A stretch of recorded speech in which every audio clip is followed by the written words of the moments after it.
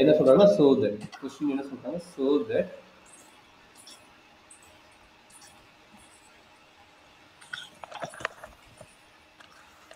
the conditional statement to q or is equivalent to p or q or p or q or r. இது ரெண்டுமே பார்த்தீங்கன்னா பெரிய statement. அப்போ என்ன பண்ண எல்ஹெச்எஸ் சைடு தனியாக என்ன ரிசல்ட் வருதுன்னு பார்ப்பாங்க, ஆர்ஹெச்எஸ் சைடு தனியாக என்ன ரிசல்ட் வருதுன்னு பார்ப்பாங்க. அப்போ ரெண்டு ஈக்குவலாக இருந்தால் equal otherwise is not equal. அதுதான் நம்ம இப்போ செக் பண்ண போகிறோம். சரியாம்மா? சரி, இப்போ எடுத்துகிட்டு நம்ம என்ன பண்ண போகிறோம், எல்ஹெச்எஸ் சைடு சின்ன டேமாக இருந்தப்பறம் ஒரு 3 டேம் கண்டினியூ வருது, 3 ஆப்ரேட்டர் 2 ஆப்ரேட்டர் அண்ட் பிக்யூஆர் வருது. அதனால் இதை கம்பைன் பண்ணி அண்ட் ஆர் ஆப்ரேட்டரில் என்ன ரிசல்ட் வருதுன்னு நம்ம செக் பண்ண போகிறோம். இப்போ என்ன ஆச்சுன்னா பிஆர் கியூஆர்ஆர் இந்த மாதிரி வருது. இதே எல்ஹெச்எஸ். அப்போ திஸ் டேம் ஈக்குவல் டு என்ன எழுதலாம் அப்படின்னா ஒரு சின்ன ஃபார்முலா இருக்குது. P conditional statement to Q is equal to negation P R Q. கரெக்டாமா? இந்த ஃபார்முலா நல்லா இருக்குங்களா?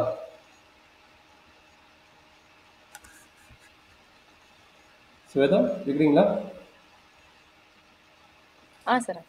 இந்த ஃபார்முலா இப்போ அப்ளை பண்ண போகிறோம்.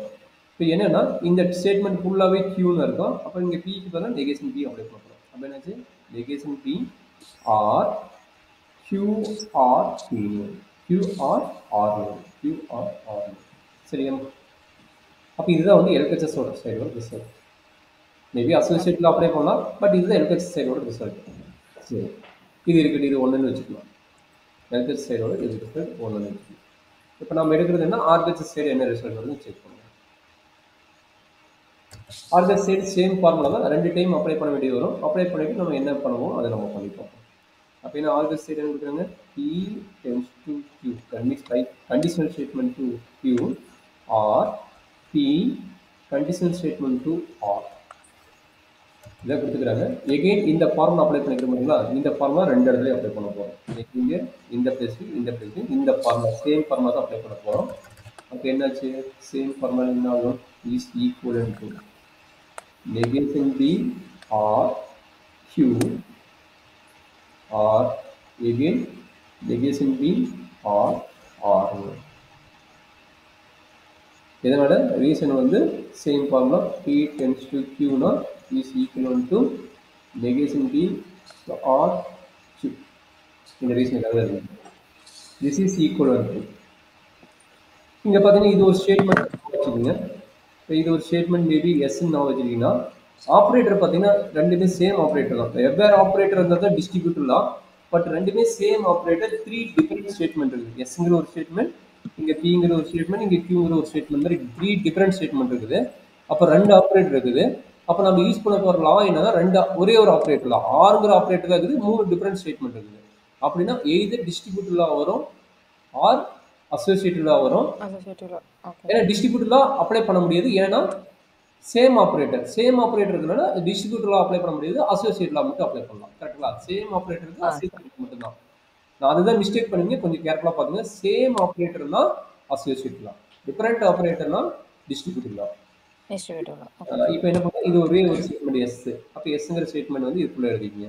நெகேஷன் பி ஆர் கியூ, ரெண்டுக்கு நடுவில் ஆர் தான் இருக்குது. அப்போ ஆர் நெகேஷன் பி எகெயின் ரெண்டுக்கு நடுவில் மறுபடியும் ஆர் தான் வரும். என்ன வரப்போகுது, ப்ராக்கெட் மட்டும் 2 கம்பைன் பண்ணி போடுறீங்களா, வெளியே வந்து ஆர்னு வரும். 2 ப்ராக்கெட் மட்டும் மாற்றி போடுறீங்க, மாற்றி போட்டு இங்கே வெளியே என்ன வரும், ஆர்னு வரும். சரியாம்மா? இதில் எனர்ஜி டவுட் இருக்குங்களா? இல்லை சார். ஓகே. ஸோ இப்போ என்னன்னா திரும்ப வந்து அசோசியேட்டில் அப்ளை பண்ணுறீங்க, இல்லைன்னா காம்படிட்டிவ் லா கூட அப்ளை பண்ணலாம். இது ரெண்டுக்கும் காம்படிட்டிவ் லா அப்ளை பண்ணுங்க. நீங்கள் வந்து இங்கே கீழே எழுதிக்கணும்ல, இது என்ன லா அப்ளை பண்ணுங்க, அசோசியேட் லா. அசோசியேட் லா என்ன சொல்லுது, P or Q or R is equal to P or Q or R. அதான் இங்கே அப்ளை பண்ணுறேன்.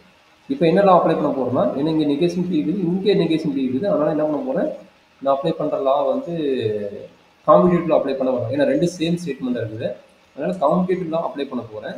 அந்த காம்படிட்டிவ்ல என்ன சொல்லுது? 2யும் மாத்தி எழுதிக்கலாம். அதாவது காம்படிட்டிவ்ல என்ன சொல்லுதுன்னா PRQ is equal to QRP. இதுதான் காம்படிட்டிவ்ல. அந்த காம்படிட்டிவ்ல தான் இங்க அப்ளை பண்ண போறேன். அப்ப என்னாச்சு? QR negation P or negation P வெளியே வந்து R. This is equivalent to again associate law. இது இந்த ஸ்டேட்மெண்ட் கம்பைன் பண்ணி associate law satisfy மாதிரி பண்றேன். அப்ப என்னாச்சு? QR பிராக்கெட் மட்டும் மாத்தி போட போதும். ஏன்னா இங்கேயும் R ஆபரேட்டர், இங்கேயும் R ஆபரேட்டர். அதனால நான் என்ன பண்ண போறேன்? associate law அப்ளை பண்றேன். அப்ப negation B or negation B வெளியே வந்து R. சரிங்களா? இங்க என்ன ப்ராப்பர்ட்டி அப்ளை பண்றேன்? associate law. PRQR is equal to PRQ or P. வெளியே வந்து R வரும். ஸோ இதுதான் நம்ம அப்ளை பண்ணிக்கலாம். லெஃப்ட் சைடு அப்ளை பண்ணலாம், ரைட் சைடு அப்ளை பண்ணலாம். ஓகேங்களா? இப்போ ரெண்டுமே சேம் டேம். அதாவது மீனிங் என்னன்னா ஐடென்டிட்டி லா என்ன சொல்லுதுன்னா PRPனாலும் P தான், P அண்ட் Pனாலும் P தான். சரி, P அண்ட் Pனாலும் P தான். இது ஐடென்டிட்டி லா. ரெண்டுமே சேம் டைம் வரும்போது அது வந்து என்னதுன்னா டைரெக்டாக நம்ம நெகேஷன் P எழுதலாம். டைரெக்டாக 2 டைம் ரிப்பீட்டட் ஆகுதுன்னா ஒரே டைம் அது ஒன்லி சிங்கிள் டைம் எழுதினா போதும், 2 டைம் எழுதணும் அவசியம் கிடையாது. அப்போ என்னாச்சு? PR நெகேஷன் P R சரிங்களா? அப்போ இது வந்து ஒரு ஆர்டர் எழுதுறீங்க. ஓகேங்களா? இது ஒரு ஆர்டர் எழுதுறீங்க. திரும்ப எகைன் காம்படிட்டிவ் லா எப்படி எழுதுறீங்க? Negation P R Q R என்ன reason? Competitive law. PRQ is equal to QRP. அப்போ நம்மளோட LHS ரிசல்ட்டுக்கு வந்துருச்சா அப்படின்னு செக் பண்ணும்போது ப்ராக்கெட் மட்டும் மாற்றி போடுவோம். LHS ரிசல்ட் என்ன? நெகேஷன் B வெளியே இருக்கணும், இது வந்து இது பண்ணுவோம். அப்போ அசோசியேட்ல எகைன் அப்ளை பண்ணுவோம். அப்போ அசோசியேட்ல அப்ளை பண்ணணும் நெகேஷன் B ப்ராக்கெட் மாற்றி போட்டால் போதும் R QR அசோசியேட். அப்போ இது ஈக்குவேஷன் 2ன்னு வச்சுங்களேன். அப்போ 1 and 2 அப்ளை பண்ணும்போது என்னாகும்? LHS equal to RHS. பார்த்தீங்கன்னா இதுவும் same. therefore LHS equal to RHS. LHS equal to RHS.